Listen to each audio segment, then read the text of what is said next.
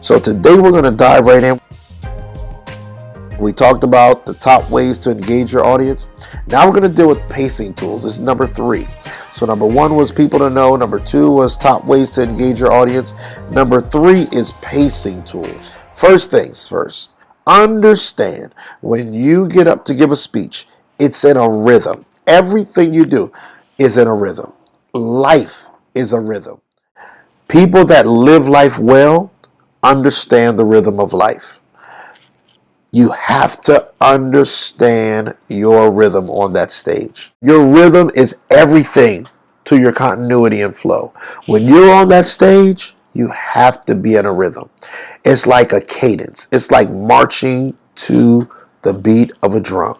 You have to make sure every time you get up, everything you say, it matches, it's in your rhythm, it's in your cadence, it's in your flow. So you must pace yourself when presenting. Let me give you some tips on pacing yourself. This is very important. First one, remember, slow down. If you feel stressed or anxious, you may just speak too quickly. And sometimes that is a reminder that, hey, I need to slow down. Enunciate your words and look your audience in the eye.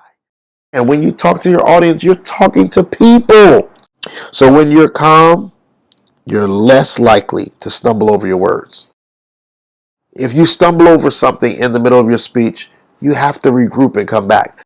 If that means stop, if that means pause, if that means do something so that you can regain, do that. It's better to have a flow than to just get up and be speaking without continuity. Communicate clearly. Words are powerful, but only if they're understood. While you may be tempted to show off your extensive vocabulary, it has to fall in context with your audience's desire and needs. You're satisfying the needs of an audience. Don't talk over the people's heads. That will only weaken your ability to address your audience. There is a roadmap. The first thing you need to do when you are engaging your audience, the first thing, connect. So remember the story I told you before when I was standing in front of parents. The first thing I told them, parents, I got a little girl that's just turned 12. She's going to middle school. I need each one of you sitting here to say a word of prayer for me. It's engaging people where they are. Make sure you connect with them. Don't insult them. Connect with them. After you connect, immediately build a relationship. The connection is the first part. You can't build a relationship without connecting first. It's virtually impossible. You have to connect first, but after you connect, then you start building that relationship. Then the last but not least, third, you want to speak to one person. This is huge. You could be in a room of 100 people, but you're still only speaking to one person. The stage, whether in a small boardroom or in a large auditorium, you compete against dozens of distractions. Anything can happen. If you fail to connect with your audience immediately, you may lose them. You may lose new business opportunities. You may lose finances. You may lose a job. Number 2, relationship. You are in a relationship with your audience for 10 minutes, 60 minutes, an hour and 20 minutes. This is the most important piece when engaging your audience. For them to stay engaged, you have to continually build relationship. Throughout the entire presentation, relationship is being built. Throughout the entire presentation, they're feeling like you're concerned about them, and in turn, they'll be concerned about what you're talking about. Speak to one person.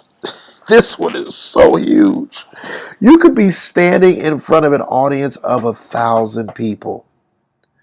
You're still only speaking to one person. You got to figure out who your audience is and help each individual. You're helping the men and the women. You're helping the young and the old. You're helping all nationalities. You're helping everyone in that audience because that is your responsibility to solve a problem, to bring solutions, to help everybody that shows up to hear you speak. Practice is important. Rehearsal is essential to speaking well. I don't care how great of a speech artist you are. I don't care how well you can articulate and give people. No.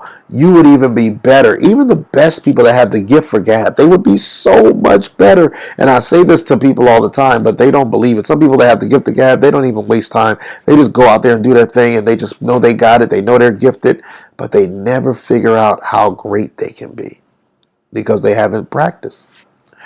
I think that's the difference between Michael Jordan and so many that play nowadays. Nobody was in the gym longer than him.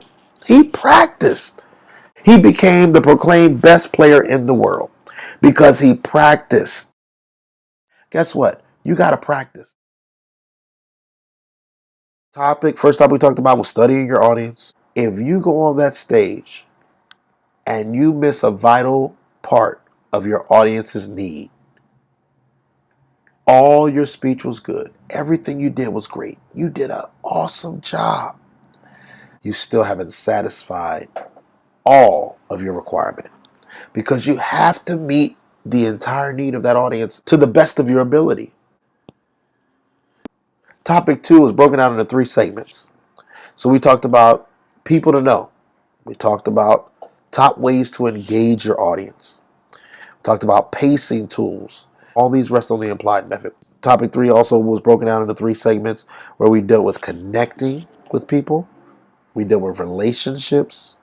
And then last but not least, we dealt with how to speak to one person. I cannot stress it enough. Speak to one person at a time. All right? Don't waste your time trying to get a rousing applause from everybody if you don't feel every person in there will give you an applause. You want to get the applause from the one person, from the one person, from the one person, from the one person, and that person, and that person. And guess what? When you get it from all the ones, you'll get a round of applause from everybody. Our next course, we jump into the topic of how to hit a home run in your first minute. This is probably one of the most powerful courses that you will take because I'm going to show you how to knock the ball out the park immediately. Your presentation has to be in rhythm. If your first minute is strong, the rest of your speech will just flow in that rhythm. And I'm going to deal with some of those points in another course where we'll deal with how to organize and how to structure your presentation so that way it's clear and concise and it matches the beginning and the end go together. I have another course dealing with that. But for right now, I want you to understand you're going to hit a home run in your first minute. I'm going to say that this is going to be a good presentation because the first minute was exciting. Further reading, something you can look into. This is my content. I want you to get a copy. Accomplishing Prodigious Goals. Prodigious literally means accomplishing outstanding, better than great goals, amazing goals. You can do it. Get a copy today. I'm going to see you in the next class. How to hit a home run in your first minute. Click on. Let's go.